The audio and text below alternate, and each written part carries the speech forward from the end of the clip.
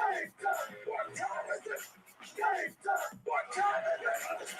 Let's go. We made it. We made it. We made it. We made it. Let's go. Let's go. When I step on the field, I send one message. This is what it feels like. This is what it feels like.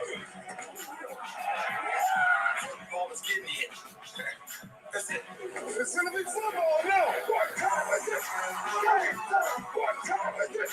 Game time. What time is it? Game time.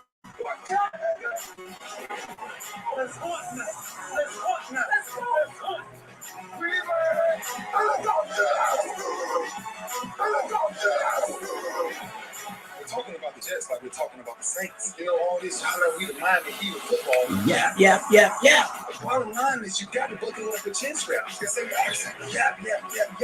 Don't disrespect the game like that. There's too much crying from him. He's a man. It can be a hit just like us. He's a man. You are He's a man. Don't cry when you step on the field, man. That's who I am. When I step on the field, I send one message. And this is what it feels like. Oh, my bad. Your bad don't work in my world. What time is it? Game time. What time is it? Game time. What time is it? Game time. What time? Let's go. Let's go. By God, let's go. We made it. Let's go. It's a wrap. Game over. The views and opinions expressed on all radio shows broadcast on KYOK are entirely those of the hosts, guests, and callers who are entirely responsible for all show content and do not in any way reflect the opinions of KYOK Radio, its sponsors, staff, or management. All right, y'all. Hey, we back here at the lunch break on the legendary KYOK 92.3 FM, streaming live on KYOKradio.org, on Facebook, and on YouTube. And we appreciate you tuning in. Hope everybody had a blessed Labor Day. I took one off, needed it off, and now we're back for Talk Your Team Tuesday. And, man, there's a lot of talking that has to go on today. A lot of people talking their teams today. And let me sit up a little bit. I got to give it up to Jackson State today. Jackson State did what I did not think that they could do, and that was they beat FAMU. And they beat them down there in Florida in the Orange Blossom Classic, which hadn't been played in over 4 decades. But FAMU did not get it done. Jackson State did. And I got to give it up to Coach Deion Sanders and the Jackson State Tigers. They got it done. So let me come off right off the bat with that one. I was wrong. They were right. I still got FAMU winning the SWAC, but they lost that one. So I can't be mad. Jackson State, congratulations. I got to make a clip of this and post it up for all the Jackson State alum to get it in, because they were writing it down. This dude said FAMU was going to win the SWAC. Did he forget about us? I still got FAMU having a better record in the SWAC, but Jackson State got the big win, so congratulations to them. They got another big one coming up this weekend when they take on Tennessee State, and Tennessee State fell short in the Hall of Fame Classic against Grambling. Grambling got the win 16-10, so congratulations to them. But Eddie George looks like he's got Tennessee State pointed in the right direction. So also got to give some love to Jackson State's quarterback. Of course, it was none other than Coach Deion Sanders' son. He had a big game, and trying to pull up his stats now. Here we go. Shedeur Sanders on his first excuse me, a little crunchy today. On his first start as the quarterback, had a big game. 18 for 24, 221 yards, and he scored on a 1-yard touchdown. So I got to give love where love is deserved. And then before we take our first break, I got to give some love to those Prairie View Panthers. You know, Prairie View has unhindered, unfiltered, unquestionable bragging rights after the Labor Day Classic. I was in the house, And all I can tell you was that one was not close. Prairie View didn't worry. They weren't concerned. They handled their business. So congratulations, Prairie View, on a 40-17 win over the Texas Southern University Tigers. And somebody asked me, so what does Texas Southern need to do? I got news for you. They might need to make a change at the top. I understand the coach is a real good man, but there have been plenty of real good men and women that did not get the job done as head coaches. So I'm going to save my detailed comments to tomorrow, until tomorrow. Tomorrow, Coach Johnny Cole will be back with me, and we will take our HBCU stroll. You know, that's how we noobs do. We stroll. And we're going to go down the weekend in HBCU scores and highlights. Now, we didn't do it yesterday. It was Labor Day. We're not doing it today because as of 6 minutes ago, he was on a plane, and he's not going to land until 2 o'clock. Show will be over at 2. So we're going to have a special edition of the HBCU stroll tomorrow at 1:20 Central. 1:20 Central. Get all your HBCU family, friends, children, nieces, nephews, cousin, them, Pyran, big mamas. Get them all ready to go because we're going to make the HBCU stroll tomorrow, special edition at 1:20. And me and Coach are going to go down the Hall of Fame Classic, the Orange Blossom Classic, the Red Tail Classic. We'll talk about that as well. And, of course, we'll talk about the Labor Day Classic. And then we'll get into the games coming up this weekend. But, again, got to give love to none other than Jackson State. Jackson State alum, come at me, bro. Come at me, sisters. Y'all deserve it. Y'all got a right to do it. I will take it. All I can say is you're right. But I still got FAMU to win the SWAC, and I ain't backing off of that yet. All right, and then I got to give love to Prairie View. Prairie View got a nice quarterback. Prairie View has a nice quarterback, looking good, tall, big arm, and can move. So those two I give a lot of love to over this on this Talk Your Team Tuesday. All right, now, that being said, it is real NFL football time. It is real NFL football time. Keith Hennick, you go first, bro. You get to go first when the defending NFL Super Bowl champion Tampa Bay Buccaneers host the Dallas Cowboys with their quarterback back. No throw restrictions, no running restrictions, no tackle restriction. I'm talking about Dak Prescott back at the helm against Tom Brady and the Tampa Bay Buccaneers, and Tampa Bay has brought everybody back. I mean, everybody is back with Tampa Bay. So, what does that mean? What does that mean? Everybody's back for Tampa Bay. I don't know, but I'll tell you what. I like Dallas this year. I got Dallas to win the NFC East. I don't know about this opener, man. If they're going to beat Tom Brady in Tampa Bay, now's the time to do it. Because if you remember, Tom Brady in Tampa Bay didn't get off to the best of starts. People were still questioning his arm, and people were still questioning his age and all of that. Well, how'd that turn out? How'd that turn out? Unlike Bill Belichick, he didn't need a year or two to show everybody that he could be another Super Bowl champ. Not a Super Bowl champ, because he had 6 of them at the time. He said he showed everybody right away, I'm still that dude. So if Cowboys are going to get him, now is the time to do it. Now is the time to do it. Desiree Battles, you had me laughing this morning. I got to tell you, you had me laughing this morning.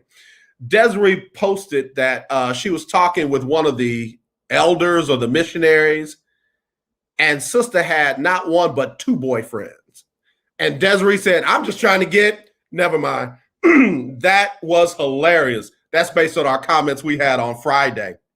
We had a great show on Friday, man. I want to thank Desiree for calling in. I want to thank Dr. J, Jennifer Thibault for calling in, Tebow for calling in. I love her. She's going to be back this Friday. We're going to make it a regular Friday thing unless, she's got stuff to do. But, man, that was hilarious. Okay, all right, let me stop running my gums. I got to get Sybil Wilkes on. I'm putting her in early. I'm out of studio, so I don't have all my regular commercials with me. So I'm going to do Sybil Wilkes now, get a little break, get a little water. I'm a little crunchy today, so that'll give me a chance to get my voice together before the next segment because we got to talk our team. I want to get into that Dallas Cowboy Tampa Bay game. Keith Hennig has already said Bucks by 14. Keith Hennig has said Dak has too much rust and the Dallas D is still lame. Keith, all I'm going to say is don't believe everything you saw in the preseason. Don't believe everything you saw in the preseason because sometimes coaches will make folks think one thing and then they'll come out with something totally different. Now, please don't think I got a whole lot of faith in Dan Quinn and Mike McCarthy because I don't. But I'm just saying, don't believe everything you saw in the preseason. All right, let me get Sybil Wilkes on here. Let's do an early what you need to know, and I'll be right back with more right after this on the lunch break on the legendary KYOK and the all-new 92.3 FM. It's Sybil Wilkes with what you need to know. Today is Tuesday, September 7th, 2021. Number one. You've heard this before. When America gets a cold, Black America gets pneumonia. This certainly applies to current unemployment numbers. Last week's statistics indicate that Black Americans were the only demographic group to experience an increase in August joblessness. Black unemployment rose by over a half a percentage point from 8.2% to 8.8%. And why? Former chair of Howard University's economics department, Professor Howard Spriggs, pointed to discrimination among employers.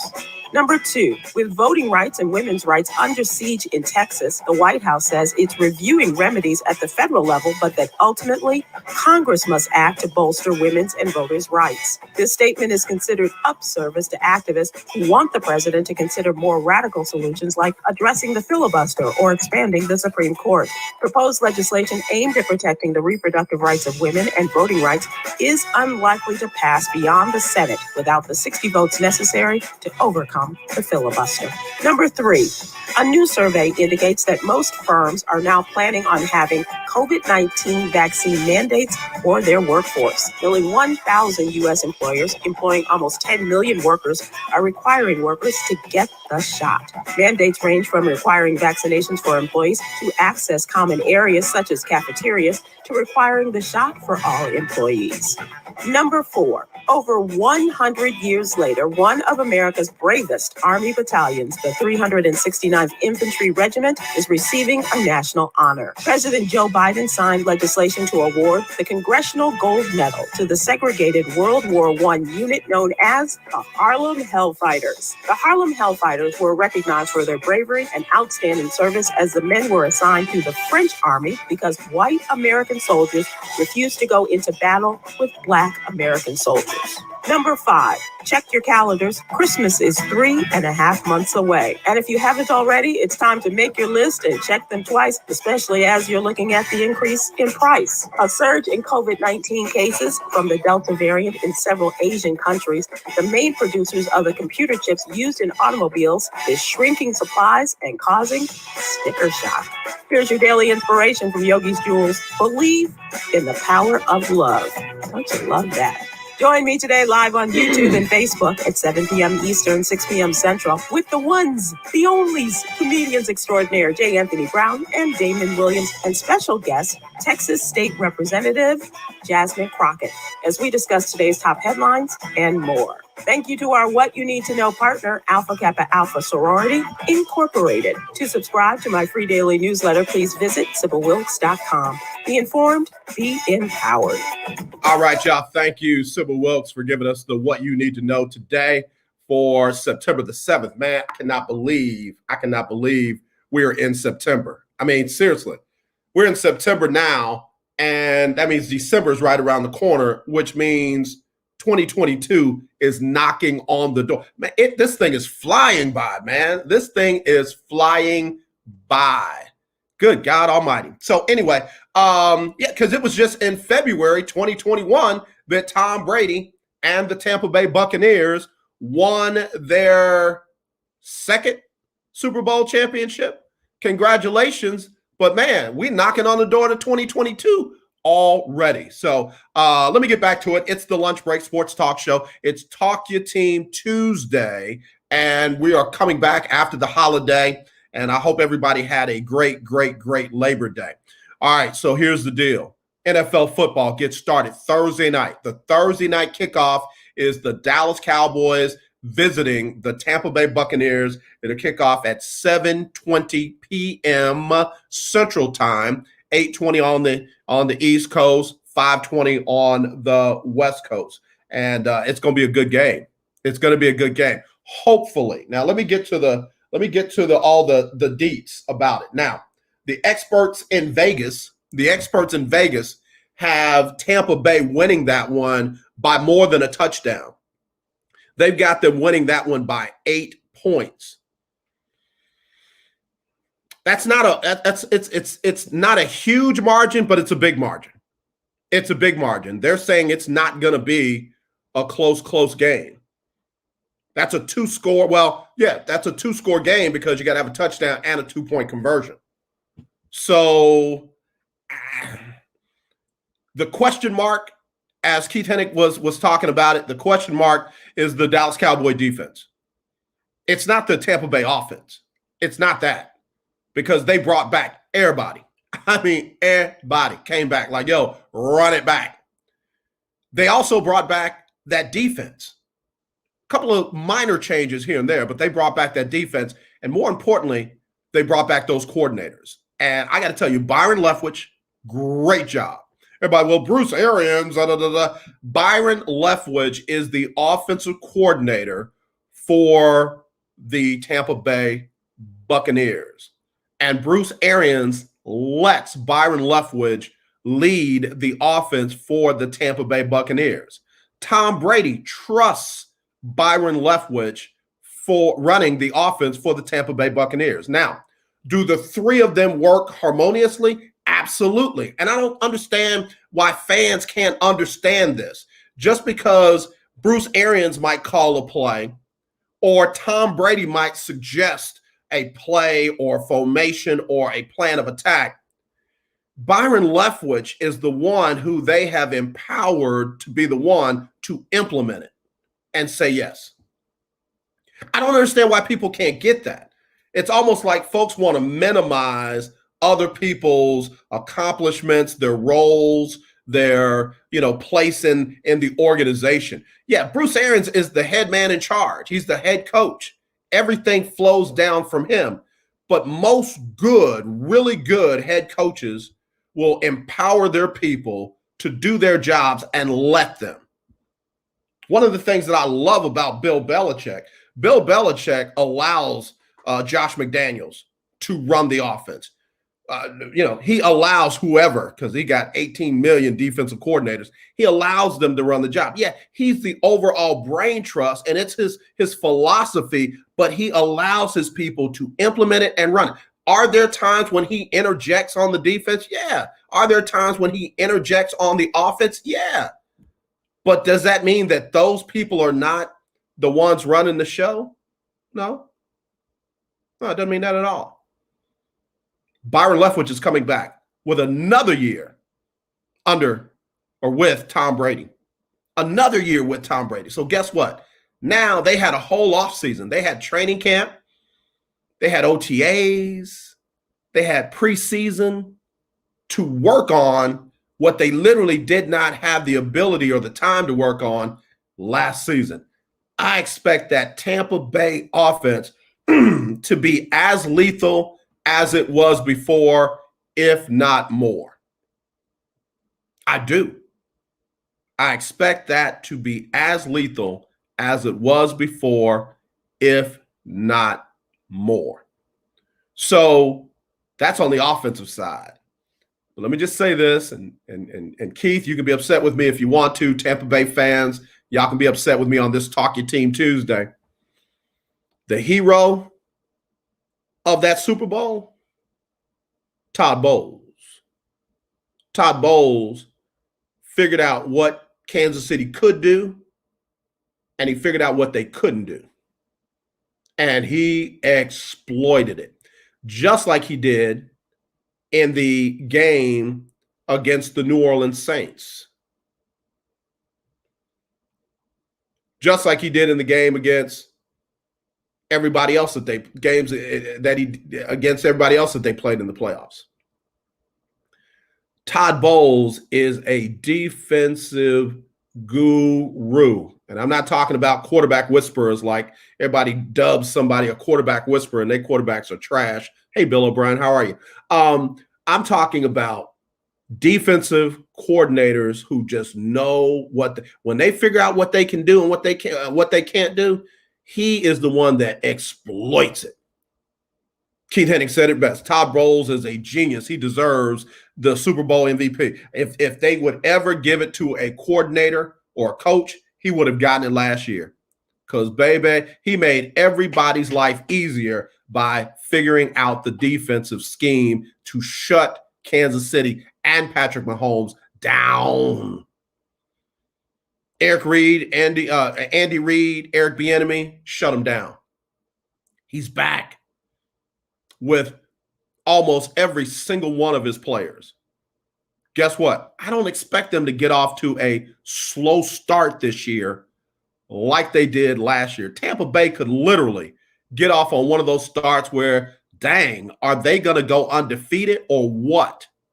I believe that. I really do. Barring injury, barring rampant COVID or anything outside beyond their control, barring any of that, Tampa Bay could get off to just an unbelievable start. I was going to say a Herculean start. So anyway, I'm just telling, get ready. Listen, I got to get ready to take another break. But when I do, let me see if I can get this queued up. Let me get something queued up from Jacqueline Carr. Let's see. No, I don't have it. I thought I had it.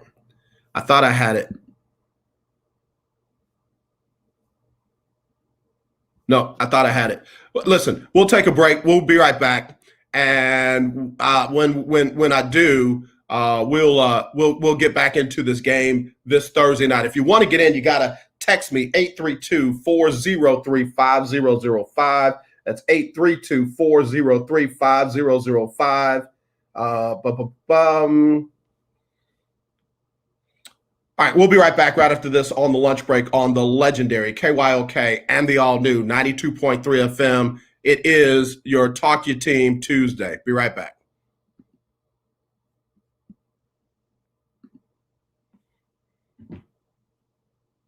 It's Sybil Wilkes with what you need to know. Today is Tuesday, September 7, 2021.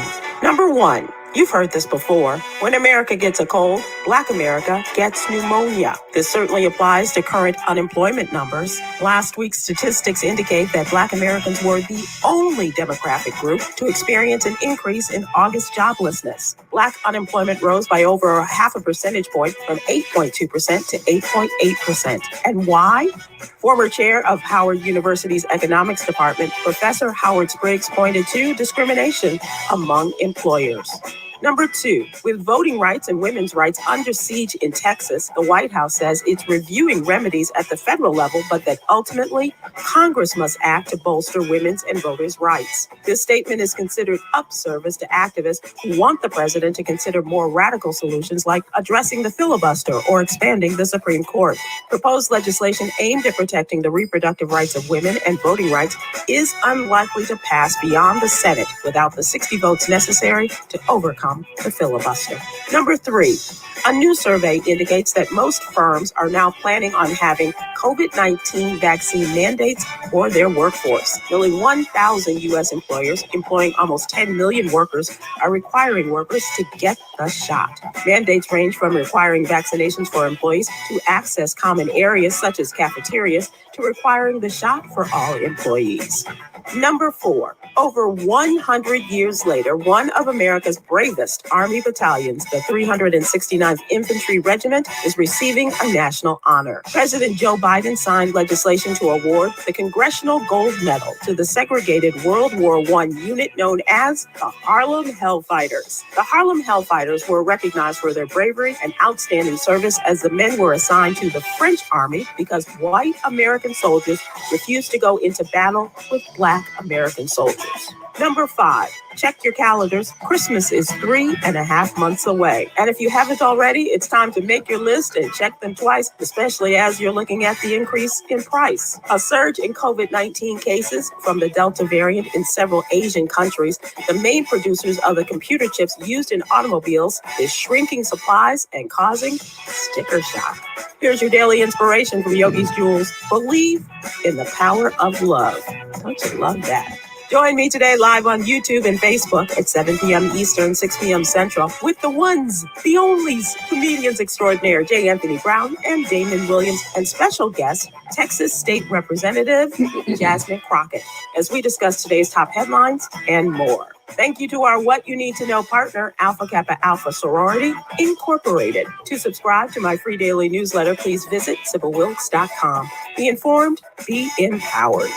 All right, thank you again, Sybil Wilkes. Sorry to have to play that again. I was trying to get another commercial deal that we have going on, but it didn't work. So we're back on the lunch break on the legendary KYOK and the all-new 92.3 FM. We're streaming live on KYOKradio.org and on Facebook and YouTube. On Facebook, it's at Lunch Break KYOK. On Facebook, it's at Lunch Break KYOK. And on YouTube, it's The Lunch Break with AJ Jones. The Lunch Break with AJ Jones. So, again, trying to get into this Talk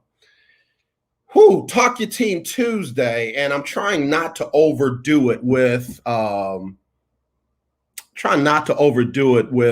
hyping up the Tampa Bay Buccaneers, but there's not a lot to talk bad about with Tampa, especially given that what they won a Super Bowl with is coming back. And it's coming back with continuity. No coaching changes, coordinators are the same, head coach is the same, and again, Tom Brady's motivated. Why? He's got something else to prove. Last year, it was to prove that he could win without Bill Belichick and the Patriot way. This year is that he could do it again. And I know for most folks, that doesn't seem like much, but it works for Tom Brady. It works for Tom Brady. And I tell people all the time that just because that doesn't motivate you doesn't mean that it doesn't motivate them. And secondly, just because it does motivate you, there are certain levels of championship mentality that most folks don't even understand. They don't understand how certain things motivate LeBron James. They don't understand how certain things motivated Michael Jordan or, some other great athlete in their respective sport. Money Mayweather. I know you hate him, and I would never go to him for marital and relational advice. But there were things that motivated him that he would go out and do what most folks thought that he couldn't do because he hit his level of motivation. Tiger Woods, another one. Tiger would get motivated and he would walk somebody down and blow them away, make their game hard for them because here he comes. So, stuff like that motivates Tom Brady in a different way than it would motivate other people. So again, barring injury, barring COVID or something out of the norm, I believe that you're looking at another situation where the Tampa Bay Buccaneers are going to be really good. Let me do this. Let me go over to their schedule. Can I go over to their schedule? Let me do that. Let me go over to their schedule. Let's get the Tampa Bay Buccaneers. Of course, we know they got Dallas coming in Thursday. They're an 8-point favorite in that. Week 2, they host the Falcons. On any given Sunday, a team can beat another team. Tampa Bay is going to be favored in that game. The Bucs are going to be favored in that game. Same thing with when they go to LA on the third week of the season, September 26th. They go to the Rams at 3:30. Everybody's like, well, Aaron Donald, da-da-da-da-da. The Rams have a whole brand new quarterback. The Rams have a whole, and as much as I love Matthew Stafford, great guy, solid quarterback, but we don't know if the Matthew Stafford experiment is going to work. We don't know that. That's a question mark that Tampa Bay doesn't have. And anytime you have a question mark on one side and Tom Brady on the other side, that question mark is going to get exploited. Well, Tom doesn't play on defense. That's all right. That defense plays on defense. Todd Bowles is on defense. And whatever Matthew Stafford is having a hard time doing, if he's having a hard time, converting the playbook in LA from the playbook up in Detroit, then Bowles ain't going to give him time to figure it out. That defense is not going to give him time to figure it out. So they'll be a favorite going into that one as well. And then they go to New England. Come on. Y'all can rap on Mac Jones all you want. I mean, I saw the odds for winning the Super Bowl, and they've got the New England Patriots somewhere in the 4-5 range, 4-5, 6-7 range of teams with the best shot to win the Super Bowl. Are you kidding me?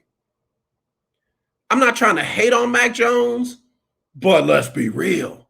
Mac Jones ain't won a doggone thing yet. He won the starting job in New England. That's all he's won. And we don't know if he won that. He might have been given that for all we know.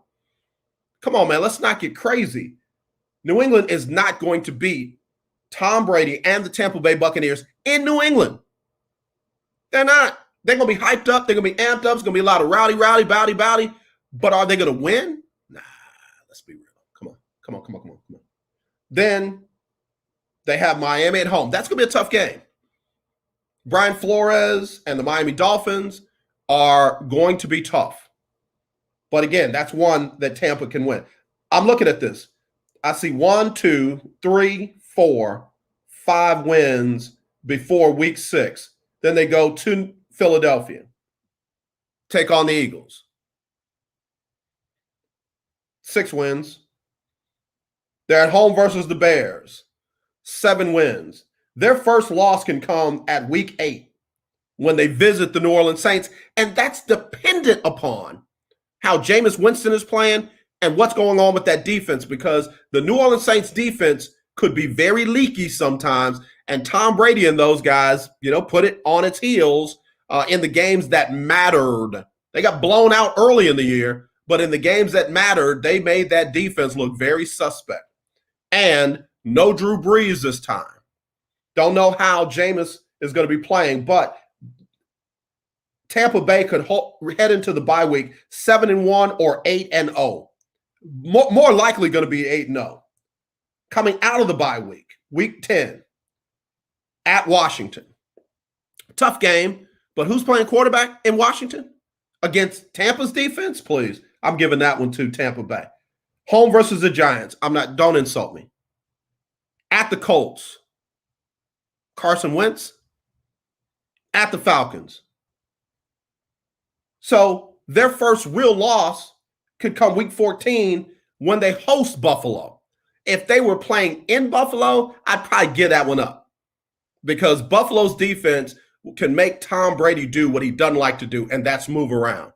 He doesn't like to have to move around. He doesn't like to be forced to move.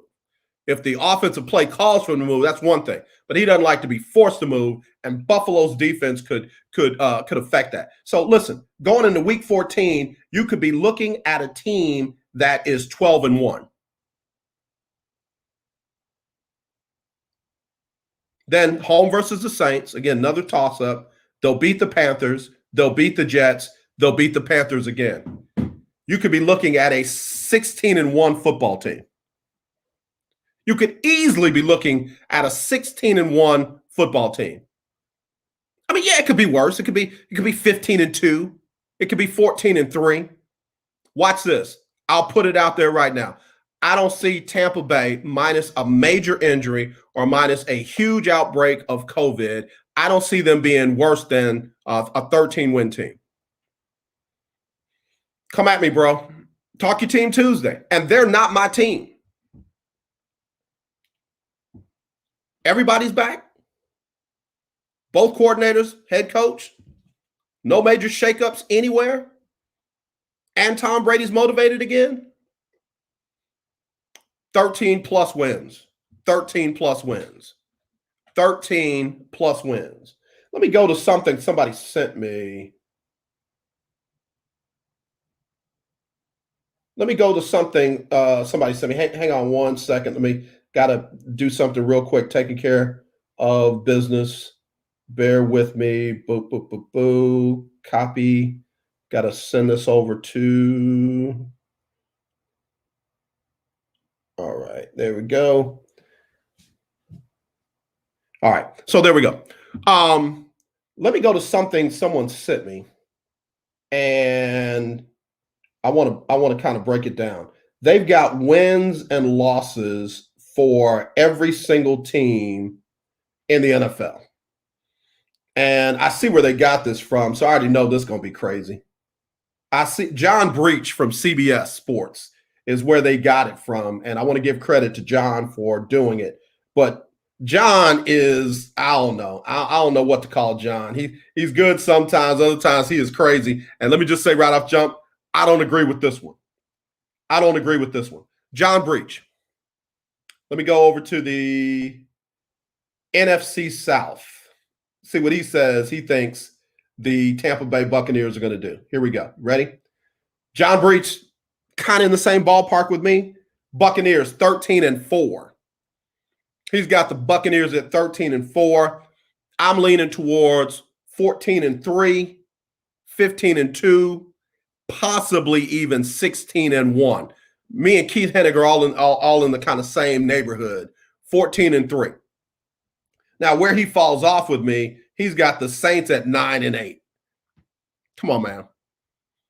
What y'all don't understand is Jameis Winston, minus the turnovers, is a doggone good quarterback. Jameis Winston has what Drew Brees never had, and that's a cannon for an arm. Y'all too busy talking about crab legs and other stuff that at the end of the day just don't matter. Y'all stuck in Tampa Bay, where he is not any longer, where he threw 30 interceptions. But what y'all forget was he threw for more yards than anybody in the NFC, in the NFL, and he threw for more touchdowns than anybody in the NFC that season. So we're talking about right now. Saints are not going to be a 9-win team. Then he's got the Falcons at 7-10 and the Panthers at 6-11. I think the Panthers have a chance to be putrid. I think they have a chance to be a 4-5-win team. Falcons probably 6-7 wins. Saints 10, maybe 11 wins. But anyway, so that's what he's got. He's got them at 13-4. Keith Hennig 14-3. I'm going to step out and say 15-2. I'm going to go on the upside. I'm going to quit playing with y'all and go 15-2. All right. Let's go back to the AFC. This is John Breach's prediction for records. Talk your team Tuesday here on the lunch break. Got to get ready to take a break. Let me do this. Let me take a break, and then when I come back, we'll get further into this. I got you, Kaylin Carr, and she'll give us her winning strategy. All right, we'll be right back right after this on the lunch break on the legendary KYOK and the all-new 92.3 FM.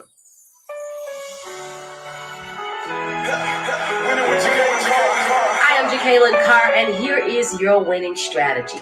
No one wants to be in bondage with finances. So even if you have plenty of money or not as much as others, you will need to know how to manage it. It is God's will that we be prosperous. He came that we could have life and have it more abundantly. We are supposed to be able to enjoy the good of the earth, go on vacations, and be able to live and not have to struggle. Some people may not be as fortunate, but they're wise in handling it and can do the things that they love to do. On the other hand, some people make more but don't know how to budget their resources to be able to enjoy life.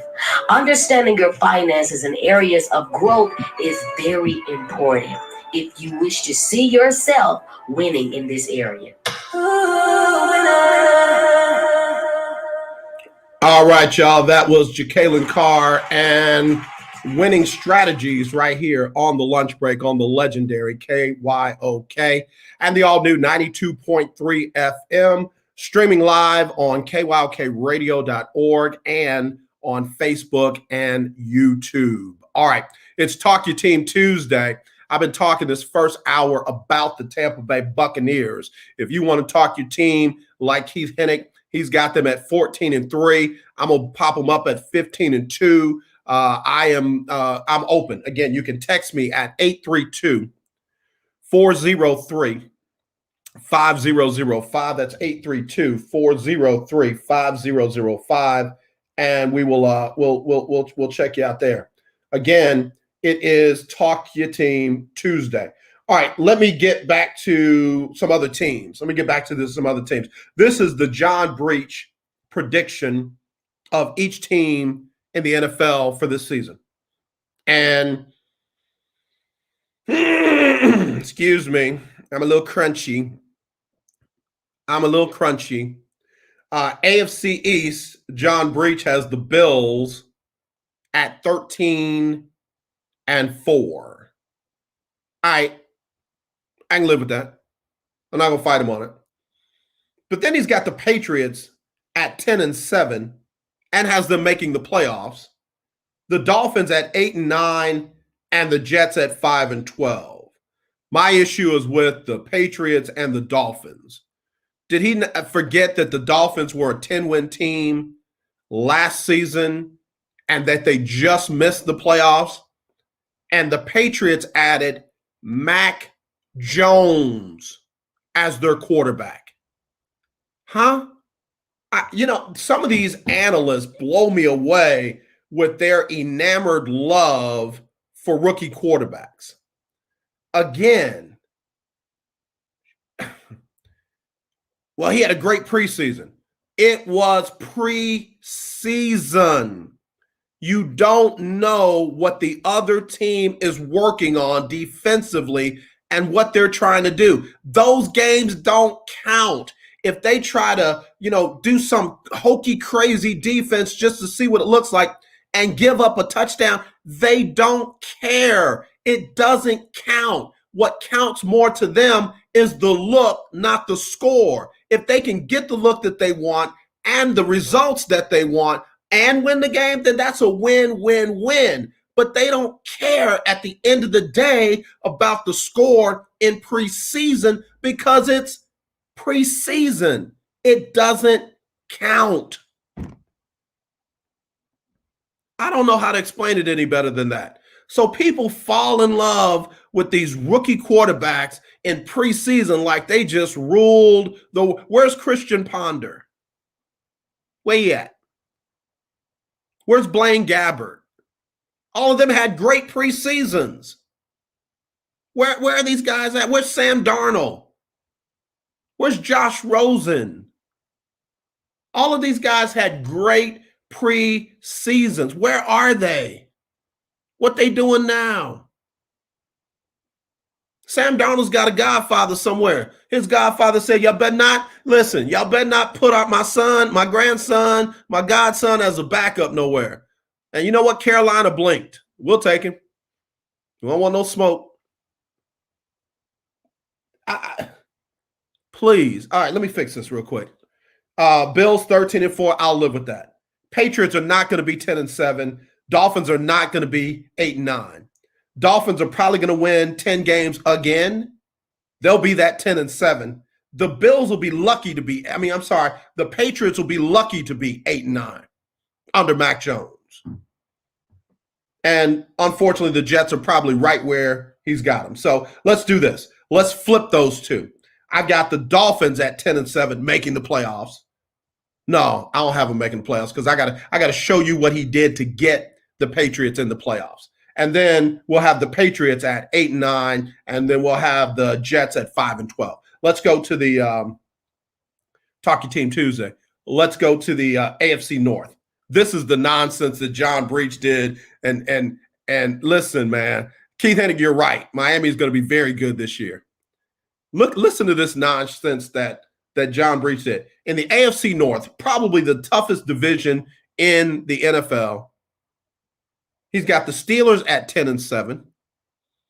He's got the Browns at 10-7. And he's got the Ravens at 10-7.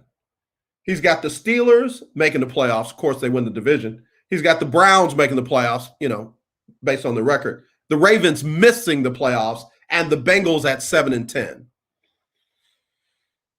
It's crazy. This is crazy. All right, so let's just say this real quick. All three of those teams are not going to only win 10 games. They're not. Heck, the Browns could possibly win 11, 12, 13 games and not win the division. I believe each one of those teams, the Browns, Steelers, and Ravens, can win 11 games plus. Bengals at 7-10 is a gift. If the Bengals win 7 games this year, hallelujah. Thank you, G. Let's get ready to party. The Ravens are not going to miss the playoffs. And I'm just going to say this in my Birdman voice. Y'all better put some respect on Lamar Jackson's name. Y'all better put some respect, not respect, but respect on Lamar Jackson's name. All right, mess around and do exactly what I said was happening with Tom Brady. Give Lamar some motivation. Yeah, they lost J.K. Dobbins. Yes, they did. But Lil Birdie told me that they brought in Le'Veon Bell for a workout. Oh, no, AJ, he's trash. He's garbage. He's been nothing since he left Pittsburgh. All right, y'all, man. People are in the dirt business, and I'm not talking about talking dirt. People are ready to put dirt on everybody's grave. Folks got so much dirt that they could just put it on everybody's grave. Ravens are strong head coach wise. Ravens are strong defensively, and the Ravens are strong at quarterback and offense. So, sorry, John, my boy, my guy.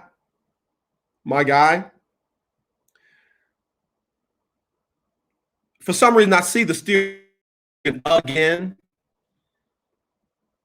I'm going with the Browns, second in the division with 11 wins.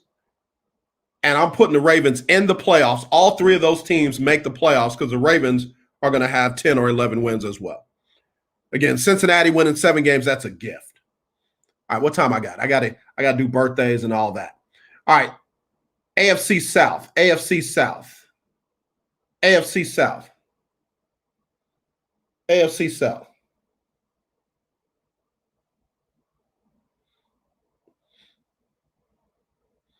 All right, so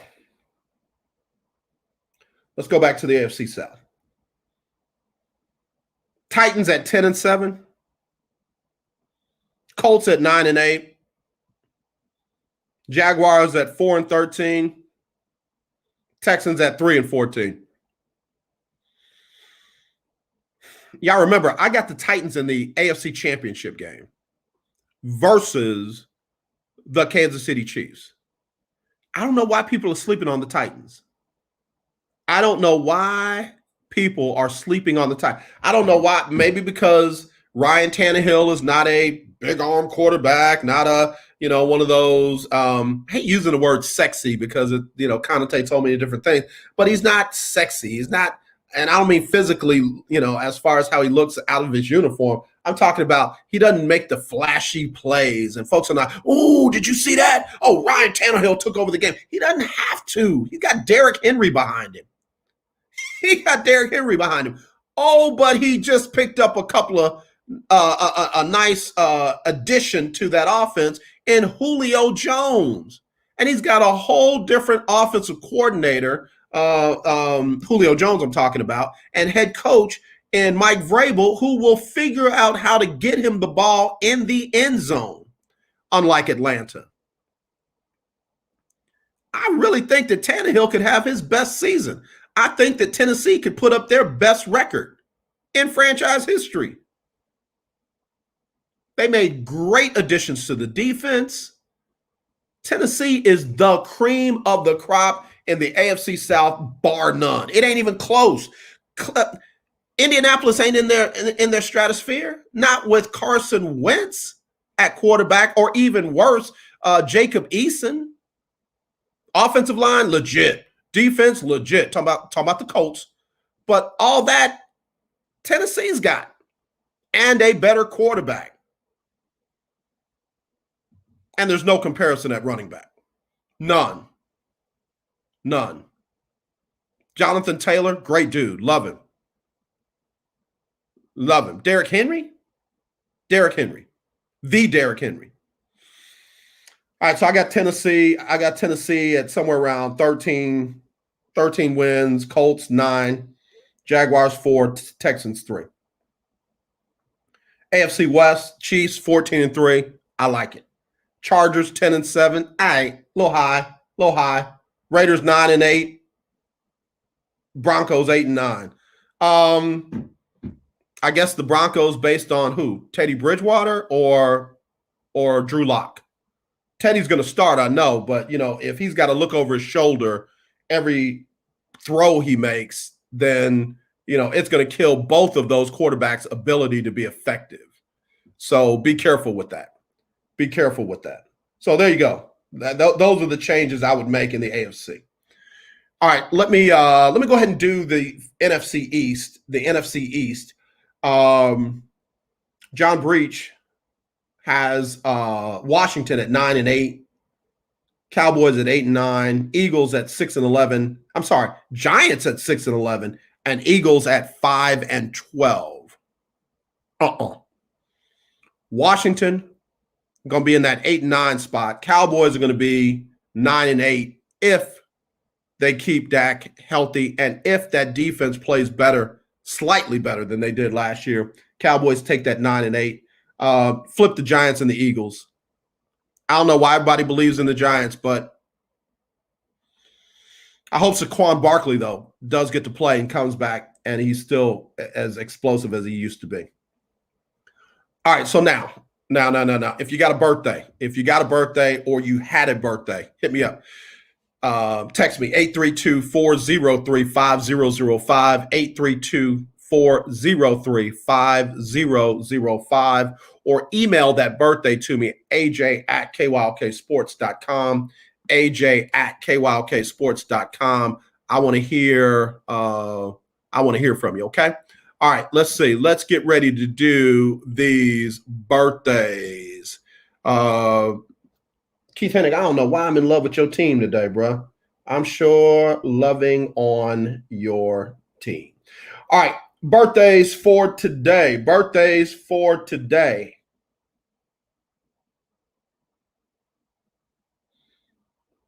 Overseer Berry.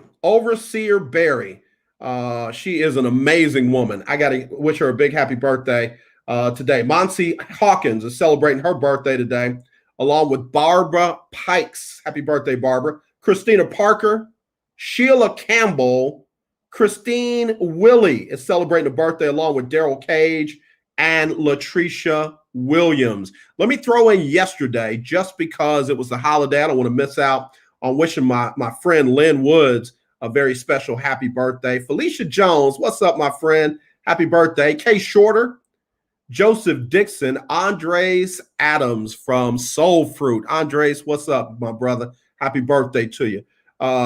Victor Gregory celebrating a birthday with MC Garlington. Ronald Booker, of that Greater St. Matthew Baptist Church family. Happy birthday to you, young man. Alfredia Lee. I call her the queen of Greater Vision. Happy birthday to you. Christy Jackson. Happy birthday, queen. Happy birthday.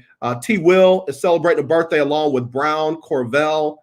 Bishop D.B. Cook celebrated his birthday a couple of days ago. And Sarah Zeno also celebrated her birthday a couple of days ago. Let me get you some celebrity birthdays real quick. On this day, the founder of the Cincinnati Bengals and Hall of Fame coach of the Cleveland Browns and Bengals, Paul Brown, was born in 1908. He passed away in 1991. Also, Brianna Scurry, one of the first African-American goaltenders in women's soccer. Brianna Scurry was born on this day in Minneapolis. And the dude who gets very little love but deserves all the love, I'm talking about Kevin Love. He is celebrating a birthday today. So if you got a friend or family member celebrating a birthday, please let them know that we love them. Let me get Usher on to give them the love. Usher, what you gonna do? Oh, go shout it. It's your birthday. Ooh, it's your birthday. Go shout it. It's your birthday. Today's your day. Happy birthday to you. Make a wish. All right, y'all. Y'all make that wish. Happy birthday. Thank y'all for tuning in. Thank y'all for giving us the love on the birthdays. All right, y'all. I'm telling you, man, that was that first hour, and we were smoking. So let me give you a quick sports update. NFL regular season kicks off Thursday night with the Dallas Cowboys visiting the Tampa Bay Buccaneers. That'll kick off at 7:20 Central, 8:20 on the East Coast. The Texans are going to host Jacksonville Sunday at noon. Tyrod Taylor was officially named the starter yesterday.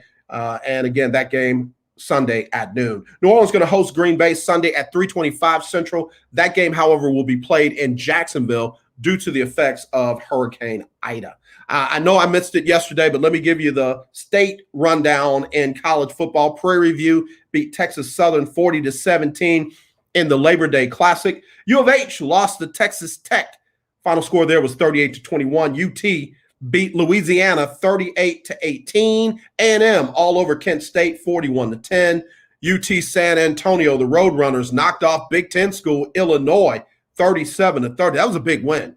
Also, Stephen F. Austin beat Tarleton State 20-10. In Major League Baseball, the Astros had plenty of hits and plenty of runs, and they got an 11-2 win over Seattle. The Rangers beat the Angels 4-0. Let me give you another quick update from Sybil Wilkes. We'll be right back with more right after this on the lunch break on the legendary KYOK and the all-new 92.3 FM. Again, if you want in, you got to text me today. It's Sybil Wilkes with what you need to know. Today is Tuesday, September 7, 2021. Number 1. You've heard this before. When America gets a cold, Black America gets pneumonia. This certainly applies to current unemployment numbers. Last week's statistics indicate that Black Americans were the only demographic group to experience an increase in August joblessness. Black unemployment rose by over 0.5 percentage point from 8.2% to 8.8%. And why? Former chair of Howard University's economics department, Professor Howard Spriggs, pointed to discrimination among employers. Number 2, with voting rights and women's rights under siege in Texas, the White House says it's reviewing remedies at the federal level, but that ultimately Congress must act to bolster women's and voters' rights. This statement is considered upservice to activists who want the president to consider more radical solutions like addressing the filibuster or expanding the Supreme Court. Proposed legislation aimed at protecting the reproductive rights of women and voting rights is unlikely to pass beyond the Senate without the 60 votes necessary to overcome the filibuster. Number 3, a new survey indicates that most firms are now planning on having COVID-19 vaccine mandates for their workforce. Nearly 1,000 U.S. employers employing almost 10 million workers are requiring workers to get the shot. Mandates range from requiring vaccinations for employees to access common areas such as cafeterias to requiring the shot for all employees. Number 4, over 100 years later, one of America's bravest Army battalions, the 369th Infantry Regiment, is receiving a national honor. President Joe Biden signed legislation to award the Congressional Gold Medal to the segregated World War I unit known as the Harlem Hellfighters. The Harlem Hellfighters were recognized for their bravery and outstanding service as the men were assigned to the French Army because white American soldiers refused to go into battle with Black American soldiers. Number 5, check your calendars. Christmas is 3.5 months away. And if you haven't already, it's time to make your list and check them twice, especially as you're looking at the increase in price. A surge in COVID-19 cases from the Delta variant in several Asian countries, the main producers of the computer chips used in automobiles, is shrinking supplies and causing sticker shock. Here's your daily inspiration from Yogi's Jewels. Believe in the power of love. Don't you love that? Join me today live on YouTube and Facebook at 7 p.m. Eastern, 6 p.m. Central with the ones, the onlys, comedians extraordinaire J. Anthony Brown and Damon Williams, and special guest, Texas State Representative Jasmine Crockett, as we discuss today's top headlines and more. Thank you to our What You Need to Know partner, Alpha Kappa Alpha Sorority Incorporated. To subscribe to my free daily newsletter, please visit SybilWilkes.com. Be informed, be empowered. All right, y'all. We are KYOK, Conroe, Houston, AM 1140, 92.3 FM, and streaming live on KYOKradio.org. It is the top of the hour. We'll be right back right after this. The views and opinions expressed on all radio shows broadcast on KYOK are entirely those of the hosts, guests, and callers, who are entirely responsible for all show content and do not in any way reflect the opinions of KYOK Radio, its sponsors, staff, or management. When you walk out on that field today, ask yourself this question. What time is it? Game time! What time is it? Game time! What time is it? Game time! What time is it? Let's go! Reload it!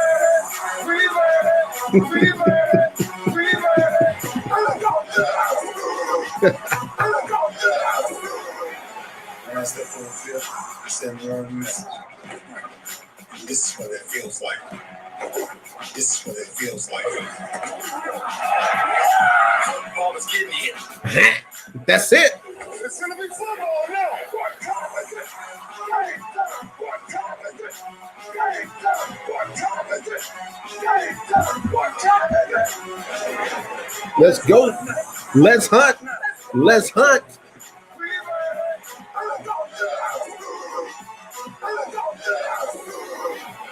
We're talking about the Jets like we're talking about the Saints. You know, all this holler, we remind the heat of football.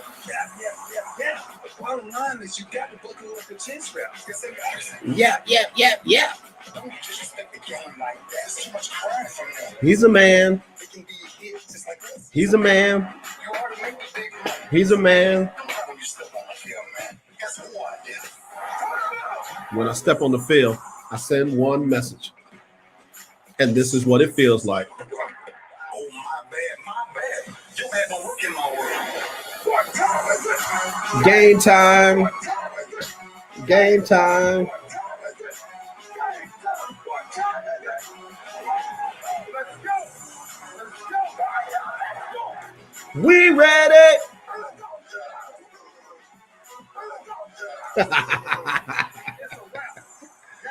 Oh, no, game is not over. That was just the first hour on the books, second hour underway here on the legendary KYOK and the all-new 92.3 FM. It is our Talk Your Team Tuesday. And that, look, Ray Lewis done got me amped up. And I got a shout out to TJ. What's going on, TJ? I see you out there. And if you think I can sing, girl, you done lost your mind. But anyway, Big Time Floyd has checked in. Big Time Floyd said, hello, AJ and the Breakers.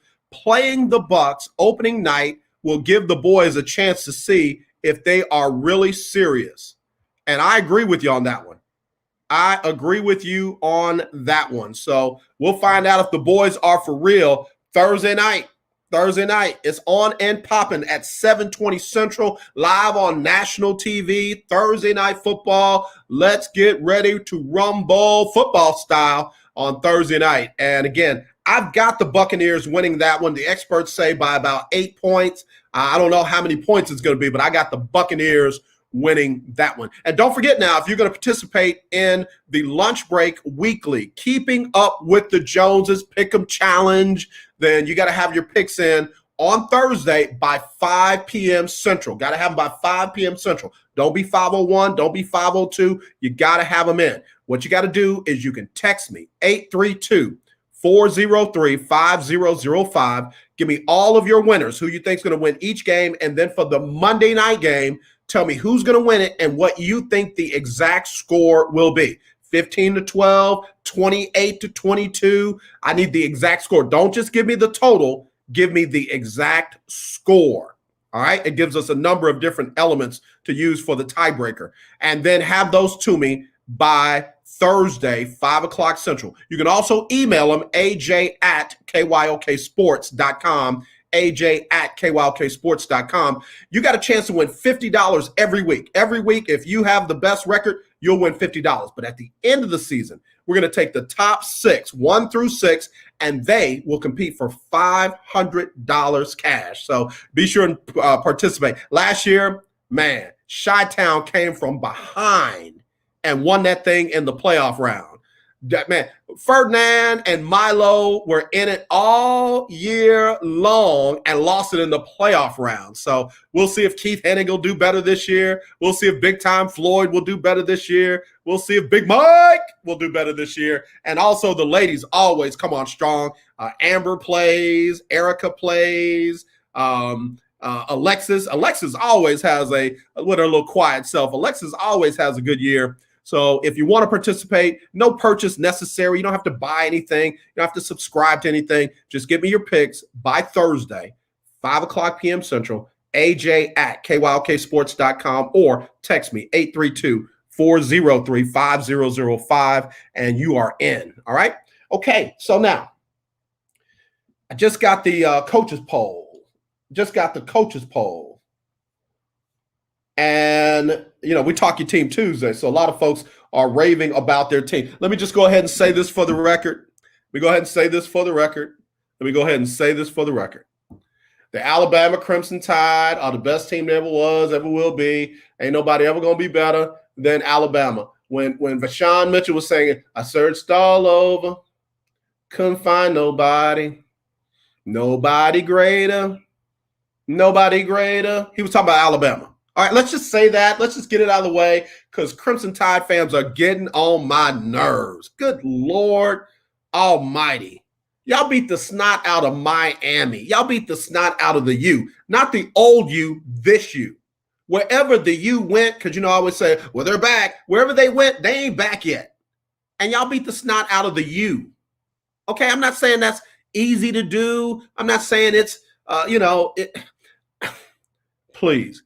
There are a couple of teams out there that they got to get over the hump. I'm tired of giving them credit for stuff that they did versus stuff that they have yet to do. And the U is one of those teams. Michigan is one of those teams. Auburn is one of those teams. All these schools, Georgia might be over the hump finally. They beat up on Clemson. And I was glad to see it. That's a signature win. Now, what does Georgia have to do? They got to beat Bama. They can't lose to Bama and just, we're still one of the best teams in the country.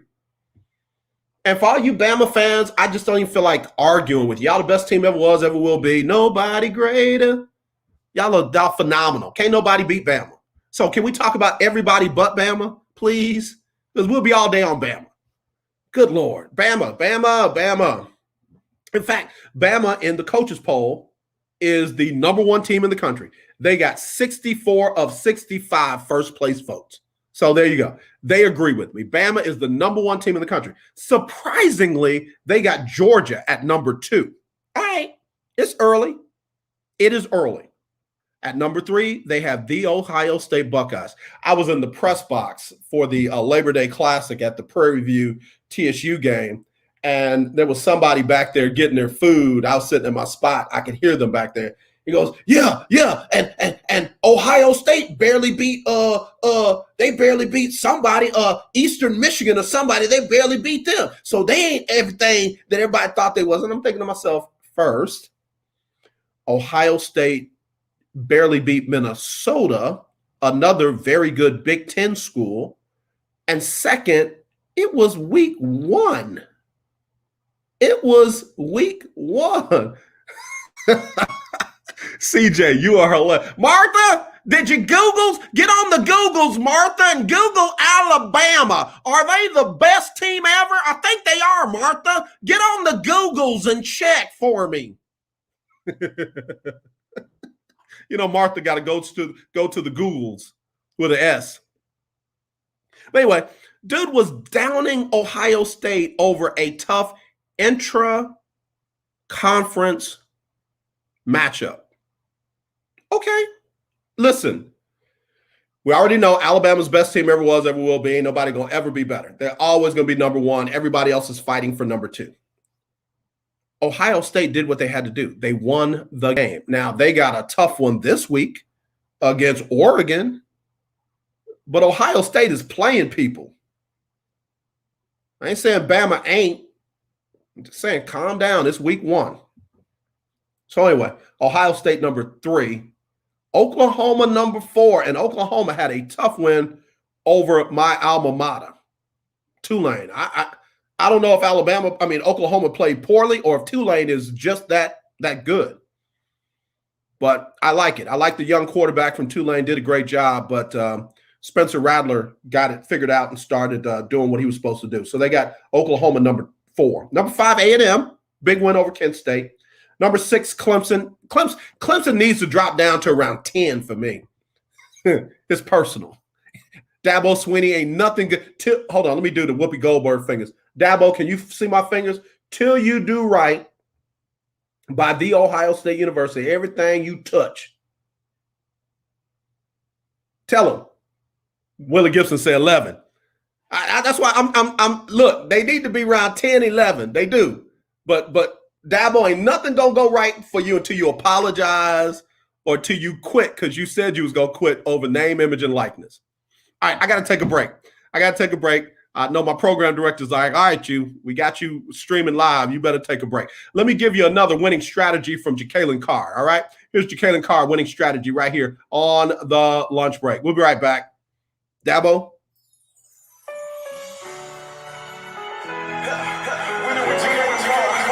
Jacqueline Carr, and here is your winning strategy. I often tell people that great is not something that you become. Greatness is something that you already are. Many times we shelter our greatness with the things that are on the outer surface.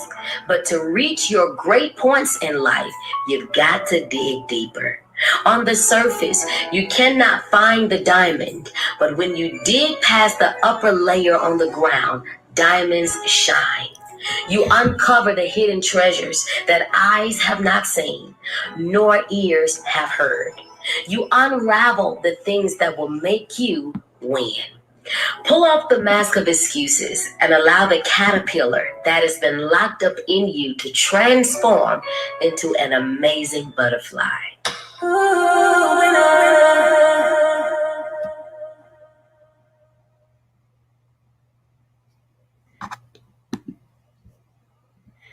Hey, what's up, y'all? It's your boy, Jonathan McReynolds, and I'm glad that you made room for the legendary KYOK, The Lunch Break.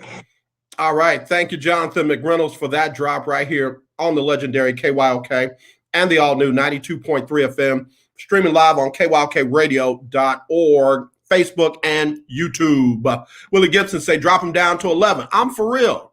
Quit playing. Voters, y'all need to quit playing. Drop them down. Drop them down. Drop them down. Drop them down. That's where they need to be. All right. So let's get back to these this ranking. Coaches poll. Alabama number 1, best team ever was, ever will be. Not because I believe it. I don't feel like arguing with Bama fans. Number 2, Georgia. Number 3, The Ohio State University. Number 4, Oklahoma.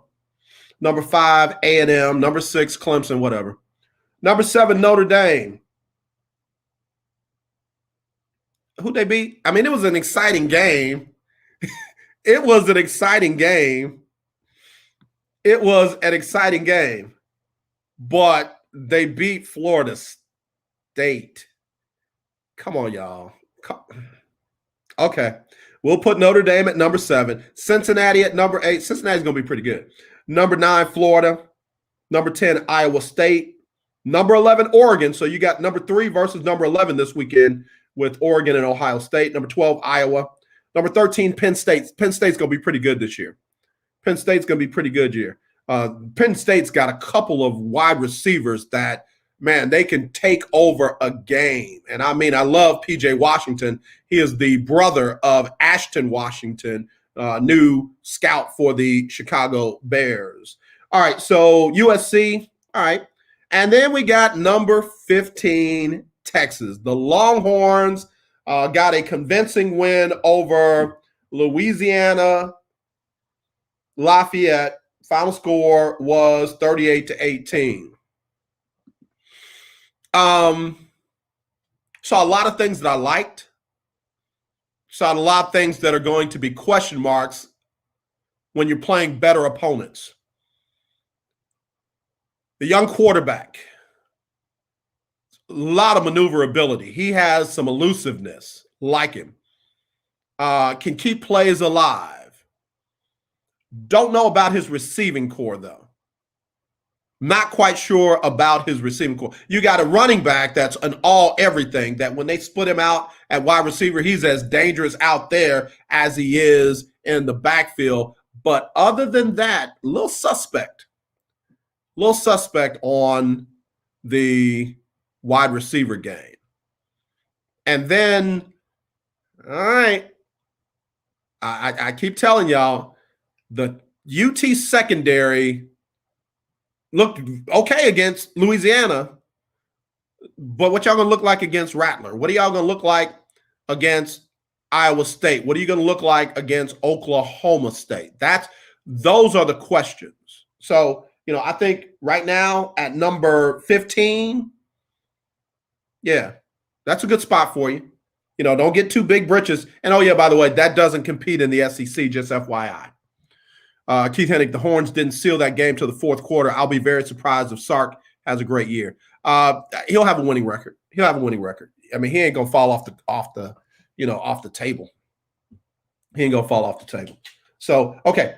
After Texas, UCLA had a big win against LSU. UCLA shut all that nonsense up, all that SEC nonsense, all that LSU is back nonsense. UCLA, Chip Kelly, I ain't no Chip Kelly fan, but brother, congratulations. Big win, big win, big win. Big win. Good for them. All talk is SEC. SEC had some teams drop some this weekend. This past weekend. Wisconsin at number 17. Wisconsin got another legit running back, but again, I'm not sure about the rest of the squad. Utah at number 18, Coastal Carolina at 19. I love the underdogs. Coastal Carolina, I hope they move up. Ole Miss, they're playing Louisville, not Louisville, by the way, for the announcers. And let me just say this real quick about that game. There was a segment when the announcers were supposed to be calling the game, and they were having a flat-out conversation. Like, they did not call one single play for about a 5-minute stretch. And I was just like, what are y'all doing? Are y'all watching this game, or is this conversation that important? And by the time they ended the conversation, I was like no more enlightened about anything than before they had the conversation. ESPN, you got to do better if you're going to be covering these games that are the only games on national TV. I know. Don't AJ quit hating on the mothership. But that was bad. That was like broadcast journalism, not even 101. That was broadcast journalism. You don't even get in unless you understand this. That was bad. It was real bad. It's like they do in baseball. When the old guys get to reminiscing and they back in the, in the 1900s, They back in the 1900s, back in 1908, blah, blah, blah, blah, blah. And like a major play went on, and they so stuck in that 1908 conversation that they don't call the play at all. That's what ESPN sounded like last night. All right, so anyway, Virginia Tech, they got a big win. They shut the whole North Carolina thing down. North Carolina right behind them. Oklahoma State 23, Miami 24, Arizona State. Why is Miami over Arizona State? Arizona State won their game. Miami lost theirs, but the coaches, I know, I get it. All right, what time is it? I got to take another break. Let me do this. Let me take this break, and then I want to come back with the power rankings from Pete Prisco. We'll be right back. It's Talk Your Team Tuesday right here on the lunch break on the legendary KYOK and the all-new 92.3 FM. We're streaming live on kyokradio.org and on YouTube and Facebook. If you want in, you can text me, 832-403-5005. That's 832-403-5005. Again, it's the lunch break on the legendary KYOK and the all-new 92.3 FM. And again, here's what you need to know. It's Sybil Wilkes with what you need to know. Today is Tuesday, September 7th, 2021. Number 1. You've heard this before. When America gets a cold, Black America gets pneumonia. This certainly applies to current unemployment numbers. Last week's statistics indicate that Black Americans were the only demographic group to experience an increase in August joblessness. Black unemployment rose by over 0.5 percentage point from 8.2% to 8.8%. And why? Former chair of Howard University's economics department, Professor Howard Spriggs, pointed to discrimination among employers.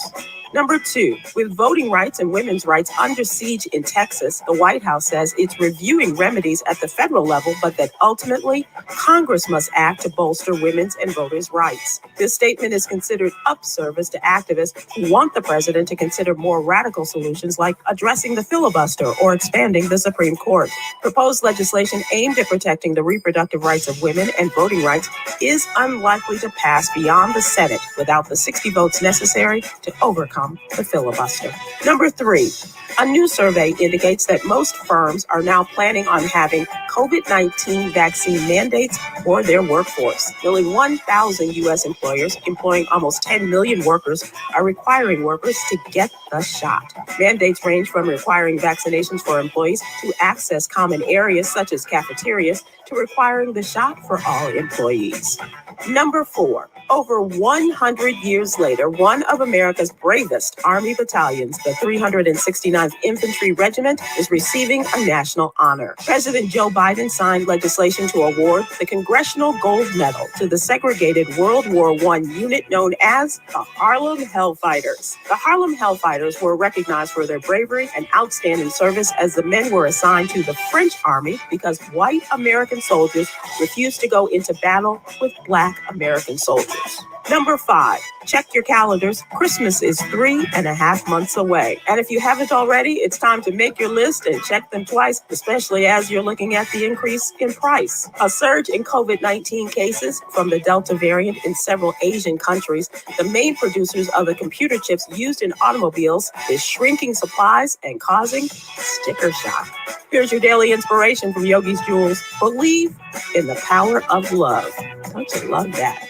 Join me today live on YouTube and Facebook at 7 p.m. Eastern, 6 p.m. Central with the ones, the onlys, comedians extraordinaire J. Anthony Brown and Damon Williams, and special guest, Texas State Representative Jasmine Crockett, as we discuss today's top headlines and more. Thank you to our What You Need to Know partner, Alpha Kappa Alpha Sorority Incorporated. To subscribe to my free daily newsletter, please visit SybilWilkes.com. Be informed, be empowered. All right. Thank you very much. There's Sybil Wilkes. We appreciate you right here on the lunch break on the legendary KYOK and the all-new 92.3 FM. Hey, y'all, this is Dre Tate, Mr. One More Again, and you're listening to The Lunch Break with AJ on the legendary KYOK and the all-new 92.3. Yeah. Thank you, Dre Tate. Had to get that one in. Dre Tate and his wife Bishop Becca Tate. Appreciate them for always being supportive of me and everything that I'm doing, and I'm definitely supportive of them and everything that they're doing. So, again, y'all are hitting me up about Alabama. I'm being facetious, y'all. I'm being facetious, but I will say this. If your school hadn't beat Alabama, don't be coming to me about saying Alabama's the greatest team ever was, ever will be. They beat your school. And if your school hadn't been in the college football playoff in the last years, then, we just talking. We just, as the young people will say, we just conversating. We just conversating. I don't like that word. It's not a word. But anyway, I was being facetious, y'all. I was being facetious. I'm joking when I say Alabama's the best team ever was, ever will be. Alabama blows out Miami, and they got them in the national championship game already. One win against Miami, and they got them with the chip already. Everybody else is just playing for the little trophy because Alabama's going to win the big trophy after one game against Miami. So rather than argue with that, because Bama fans, Cowboy fans, old Golden State Warrior fans, former New England Patriot fans, all of them different. They different. You cannot win arguments with them. You can't. Talk your team Tuesday. You can't win an argument with a Bama fan. You can after a loss, but after a win like that against Miami, I got more important things to do with the breath I have left. So I'm not even going to fight that battle. So let me give you the power rankings according to Pete Prisco, who, it's going to be interesting. All right, here we go. Pete Prisco, starting at the top. Started at the top. Now I know it's bottom, but started at the top. Now we're at the top of Pete Prisco's power rankings. He's got number 1, the Tampa Bay Buccaneers. I don't disagree with him. At number 2, he's got the Buffalo Bills, and surprisingly, I don't totally disagree with him. Buffalo is going to be right in there the whole time. I've got Tennessee and Kansas City in the AFC Championship game, but it could easily be Buffalo and Kansas City. It could easily be Buffalo and Kansas City. I think Buffalo's got too much going on off the field.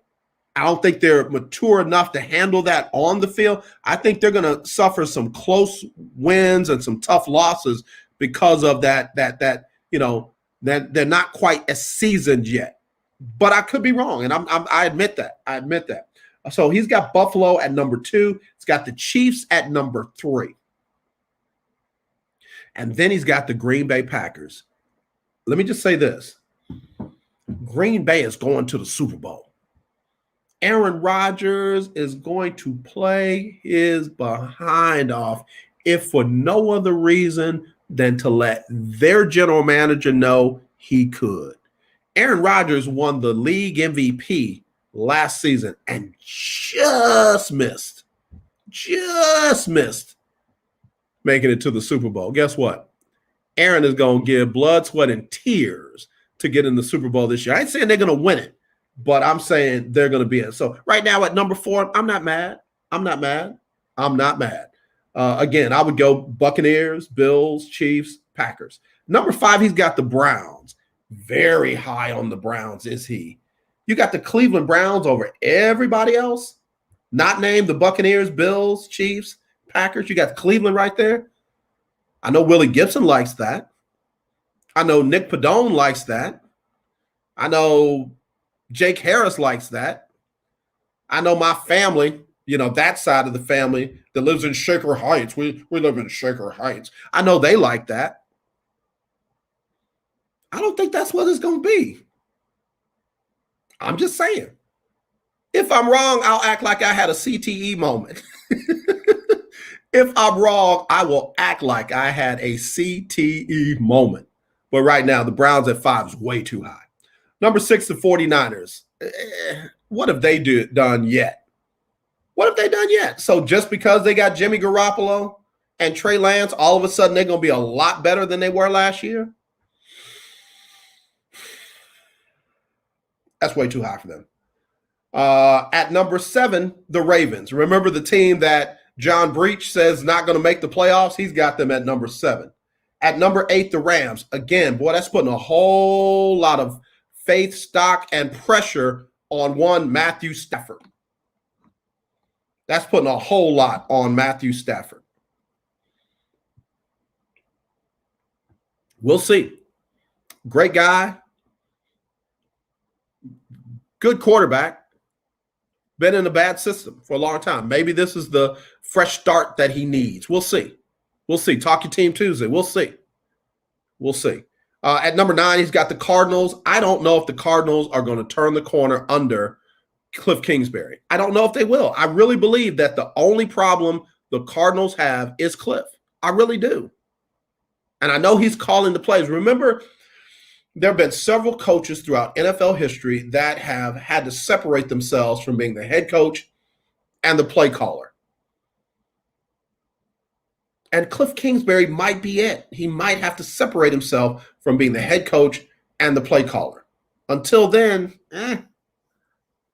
a good team suffering from a bad case of mediocrity. At number 10, he's got the Titans. Again, I would put the Titans over the Browns, over the 49ers. I don't know if I put them over the Ravens, but I definitely put them over the Rams and the Cardinals. That's me. I would move the Titans up to number 5. That's just me. That's just me. He's got the Titans at number 10. 11, the Patriots, way too high. Again, you got a rookie quarterback who ain't done diddly squat.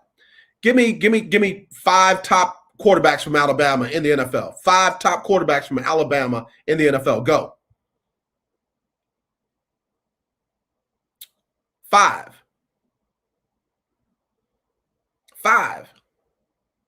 Top quarterbacks out of Alabama in the NFL. Give me 3.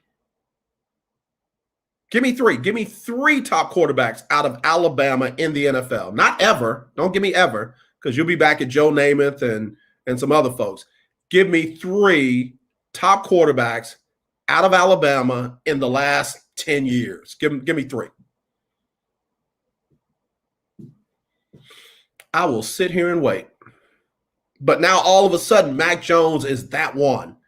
Mac Jones is the one that's going to lead them to the promised land. Stop.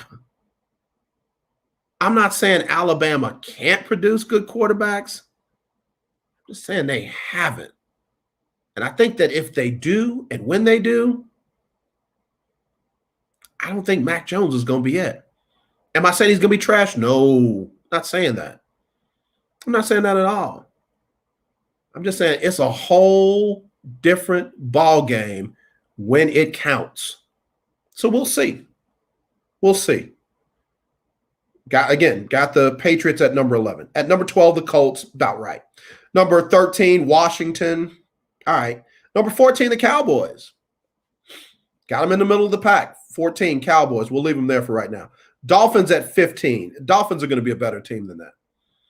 Dolphins are going to be a better team than that. In fact, Dolphins are going to be above the Patriots. Wherever the Patriots are, you can just pencil the Dolphins in above that.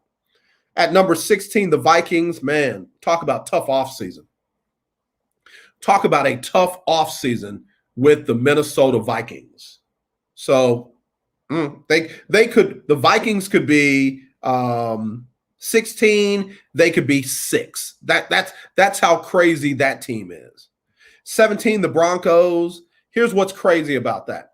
He's got the Seattle Seahawks behind the Denver Broncos. I know Denver's got a great defense. I don't know how impressed I am with them on offense.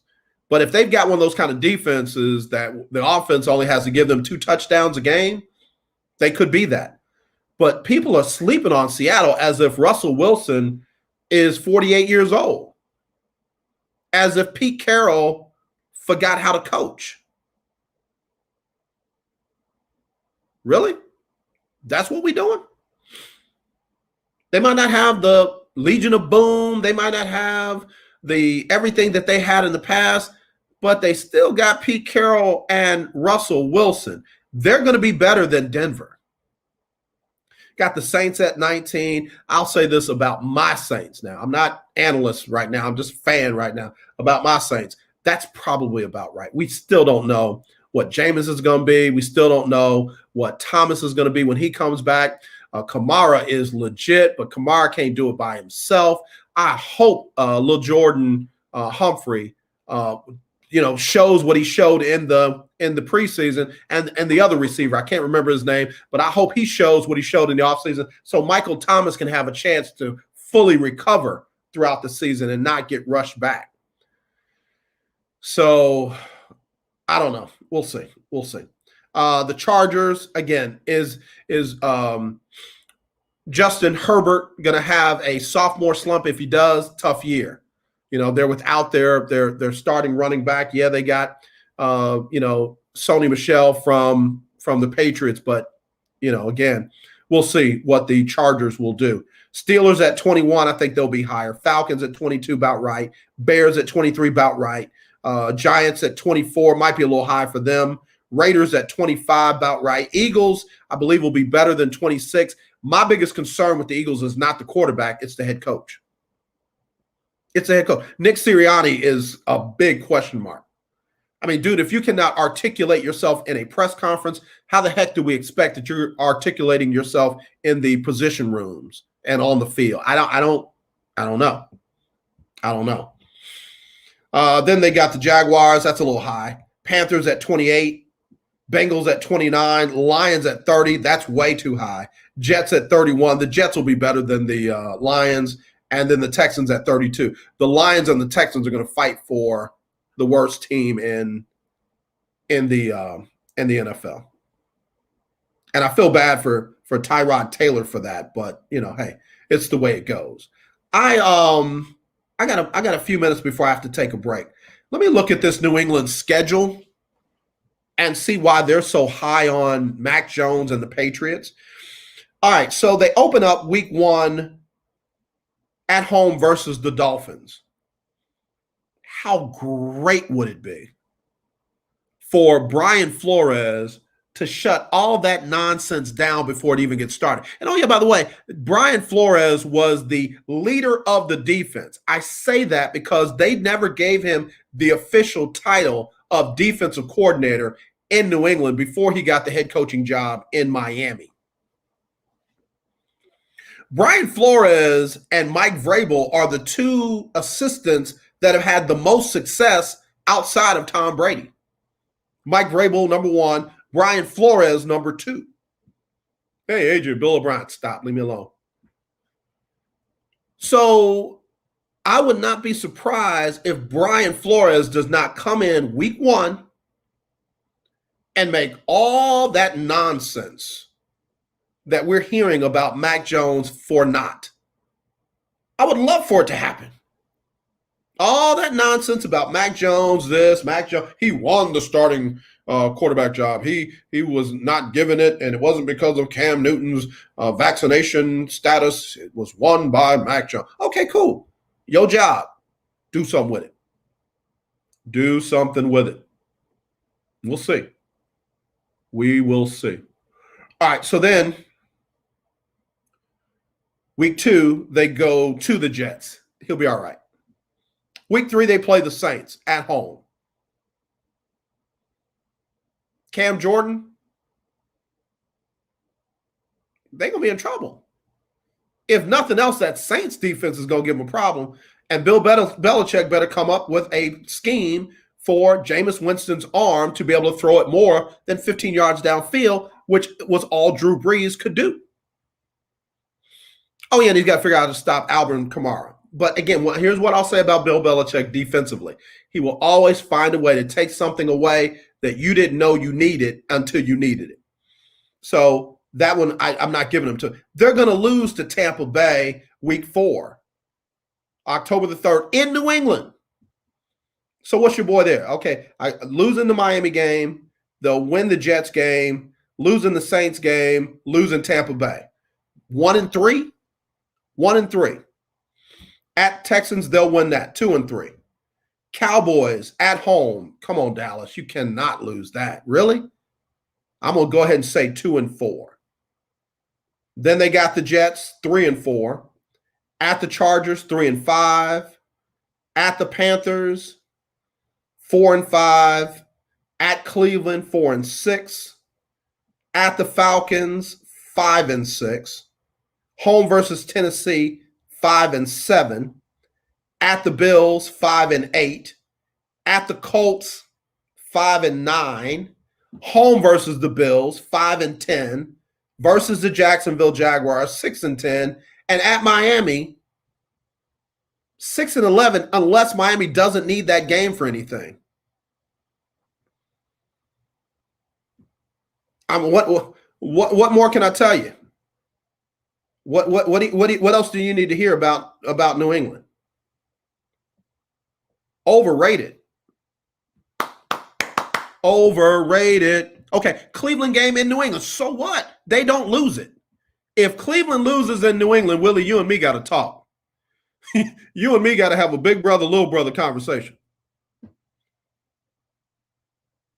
If Cleveland can't beat this New England team wherever they play, we got to talk. I want to hear about Cleveland being the number 5 team in the power rankings of nothing. Man, people are selling this New England team like they are another Tom Brady-led team. So Mac Jones and Tom Brady are on the same plane all of a sudden. That's what you're saying. That's what you're saying. Tom Brady has already showed that it was not Bill Belichick's hand up his back and he was the puppet. Tom Brady has already shown us that he was the one holding Bill Belichick on his lap, making him talk. And until Bill Belichick wins one with Mac Jones or somebody else, that's the way it was. That's the way it was. All right, I got to take a break. I got to get some more Jacalyn Carr on here. Y'all stay right there. I'll be right back. We're about to wrap it up after this on the lunch break on the legendary KYOK. Here's Jacalyn Carr winning strategy.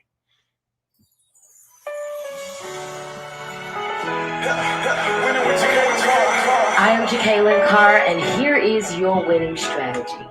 I believe a winning self-image is connected to your self-worth. It is so important that we love ourselves and that we understand that having a winning self-image will not only affect how we live, but will also radiate out into our environment and influence others. You should be the person who lights up the room or make others feel better if they are feeling down. Your presence alone should make the difference in someone's life. The truth is, if you have a weak opinion of yourself, it will be difficult to have high self-esteem or a winning self-image. What's the difference between self-image and self-esteem? Your self-esteem is how you feel about yourself. Your self-image is how you see yourself. So you must have a winning self-image because you know that you are a winner.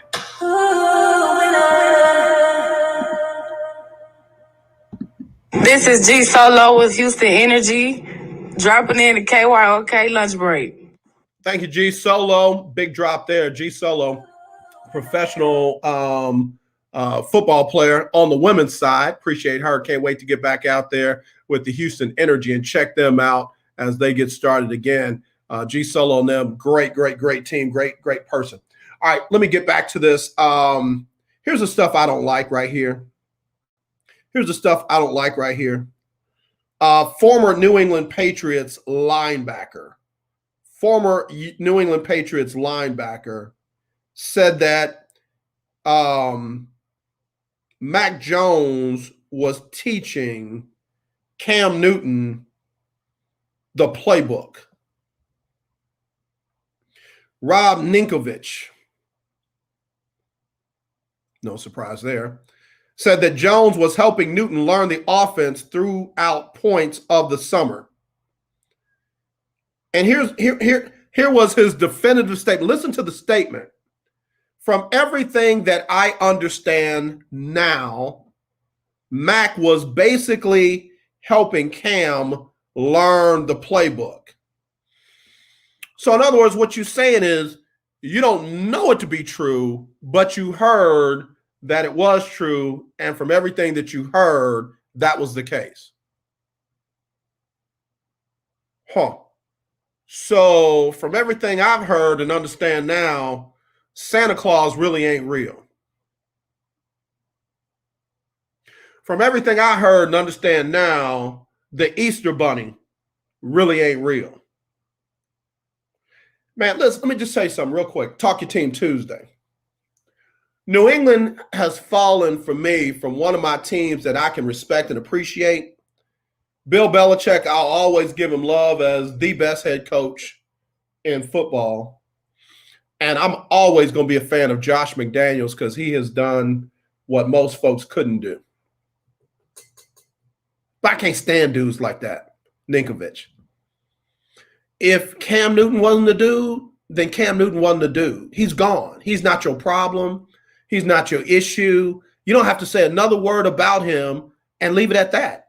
If Mac Jones is your dude, talk up Mac Jones on the field. But this, I heard from somebody who's inside and has a real connection to this and is really connected to that and lives next door to the one that's connected to this. He told me with a certainty that Mac Jones was teaching Cam Newton the playbook as if Cam Newton, who's played football since before some of us were born, not me though, I'm old, has been playing football since he was a little dude. All of a sudden he can't understand plays now. Stupid. It's absolutely stupid. It's almost like when Willie, was it Dan Orlowski that said that Justin Fields didn't work hard, didn't study his playbook, and the word on the street was that he was lazy when it came to the playbook. You haven't been in one quarterback room with him. You haven't seen nothing for yourself, and you are reporting something as if it's factual, and all it is hearsay. Willie said it best. I heard from Craig Nim. And if that's your way of reporting stuff, then that's your way of reporting stuff. But my job is to let my listeners know that right there is trash. That right there is trash reporting. Rob Ninkovich, trash reporting. Dan Orlowski, trash reporting. Justin Fields is the best quarterback in Chicago. He ain't starting, but that doesn't mean he's not the best quarterback in Chicago. Cam Newton was the best quarterback in New England, but they giving Mac Jones a shot. Good, no problem. Live with it. Live with it. I want to hear what he says when Cam goes on somewhere else and has a successful end to his career, and Mac Jones has still got plenty to do. Mac Jones ain't won a game. Cam Newton has more wins on his record than losses. Cam Newton has been to a Super Bowl without having to pay for a ticket. Mac Jones has not. Cam Newton has been a league MVP. Mac Jones has not. Cam Newton has a Heisman Trophy. Does Mac Jones have one? Probably do. They get them Heisman trophies to them Alabama quarterbacks, but boy, when they cross over the burning sands to the NFL, it's a whole different deal. I'm still waiting on the top 3 quarterbacks from Alabama in the last 10 years. Top NFL quarterbacks out of Alabama, 3 of them, give me 3, in the last 10 years. Big Time Floyd, how long do you think the Texans will go with Tyrod Taylor before they replace him with Deshaun Watson? He's still on the roster. Yes, play him if he wants to win Texans.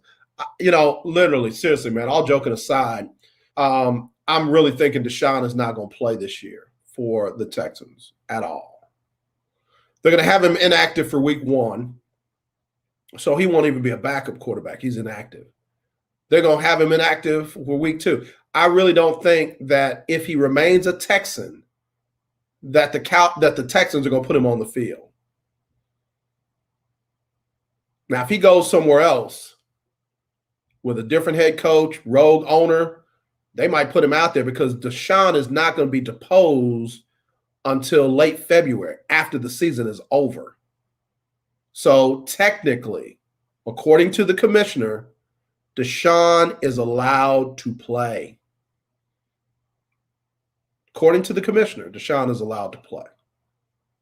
But the Texans have taken the position, and I really think it's a Jack Easterby thing. I really do. I think this is coming from Jack Easterby down. I think, seriously, this is just me talking. I ain't heard it from nobody. I don't know it from nobody. I'm not going to be a stupid Rob Ninkovich. And yeah, bro, I said it. I'll say it to your face. That's dumb. But anyway, I'm just saying what I believe now. I ain't heard it from them, Craig Nim, nobody. I think that Cal McNair wants to play Deshaun.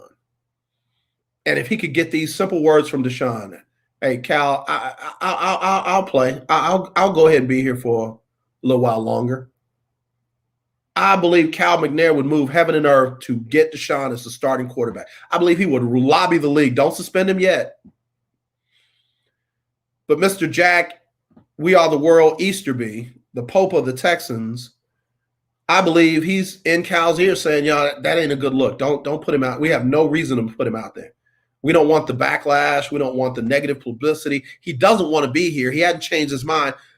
He's on the roster. Make him inactive. And I believe that Cal and Nick are listening to that. That's just me. I could be wrong, and I don't mind being wrong. I'm like everybody else watching and listening. I have an opinion. My opinion is Cal wants him. Jack doesn't. I don't think Nick Caserio wants him. I don't think Nick Caserio has the quarterback in camp that he wants. I take that back. I think he's got to be connected to Davis Mills because he drafted him. And the only reason why Davis Mills isn't starting is because Davis Mills looked like a rookie through training camp and preseason.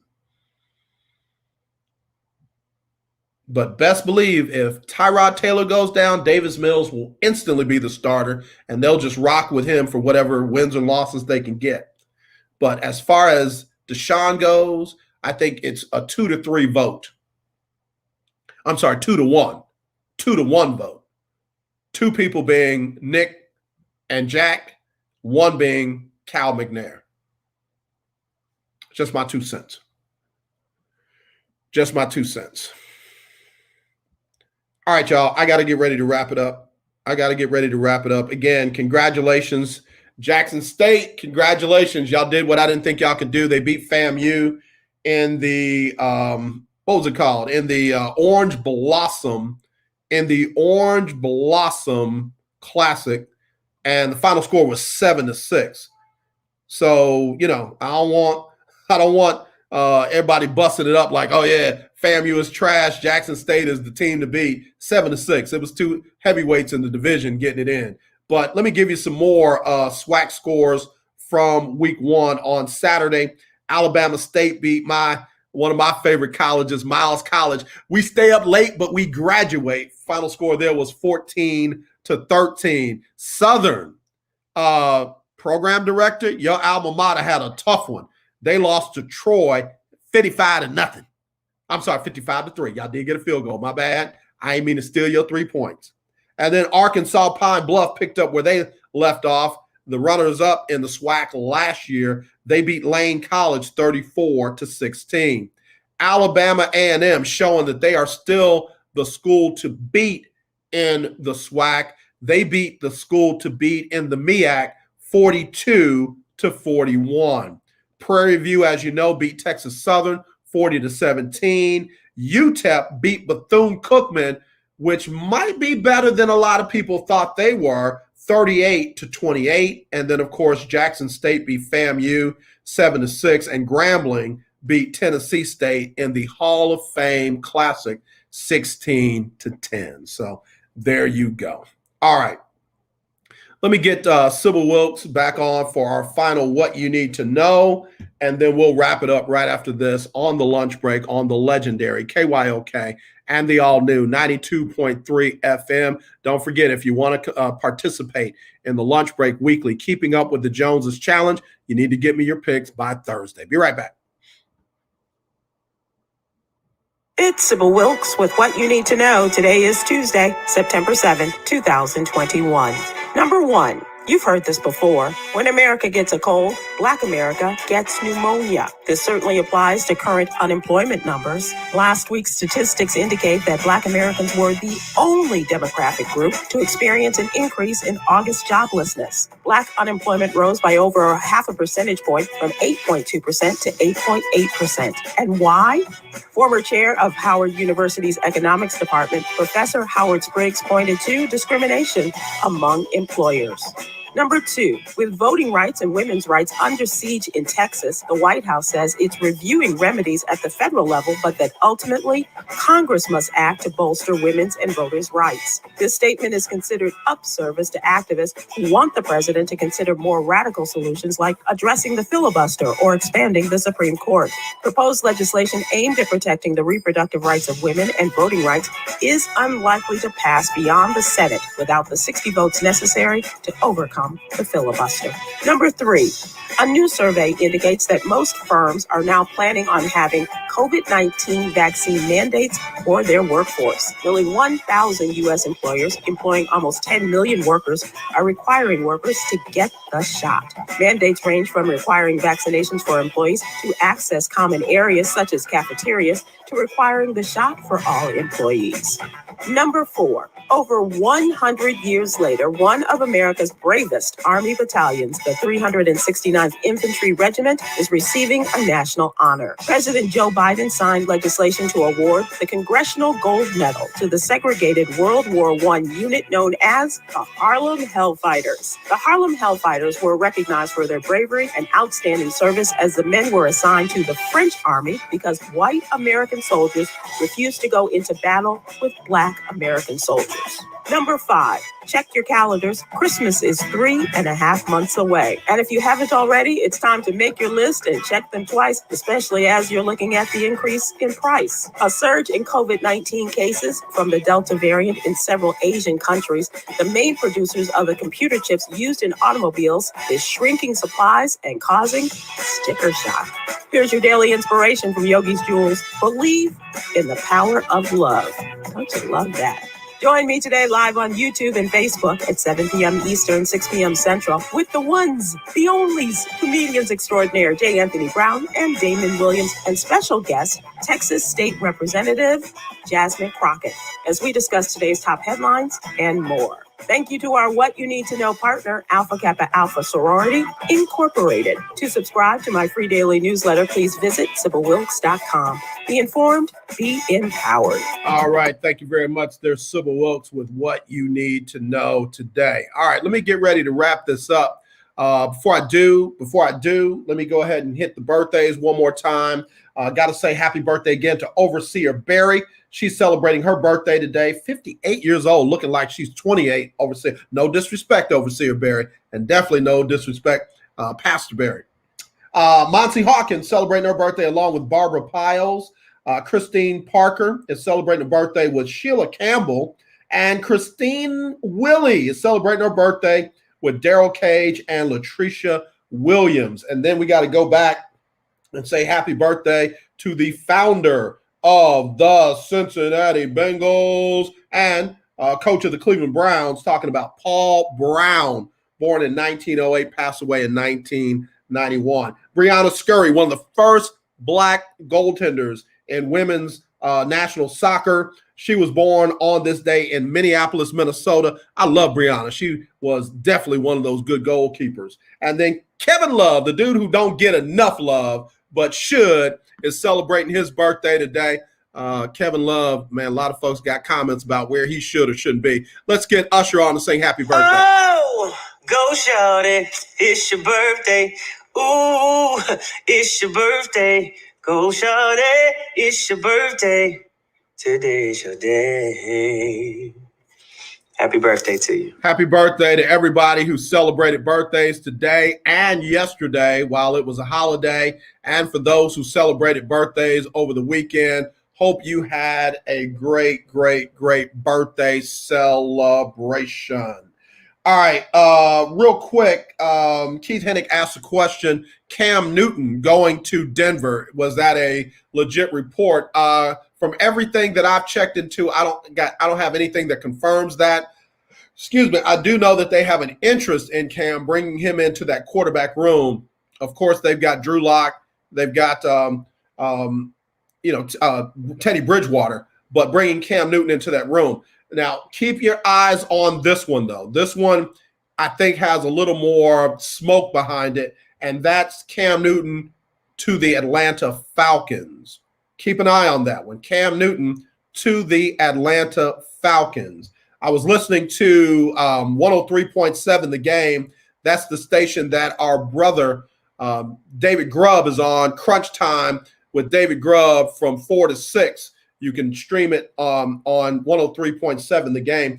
But the hosts on there were talking about New Orleans being a possible landing spot for Cam Newton, and having him in that quarterback room with Jameis Winston, with Taysom Hill. That too would be a good one. But again, the Atlanta one seems to have more leverage than anything else. All right, y'all, I got to get ready to go. Donnie McClurkin is up next with the Donnie McClurkin Show. He'll give you the best in gospel music, the latest in the gospel music industry. Donnie does his thing every Monday through Friday from 2 to 3.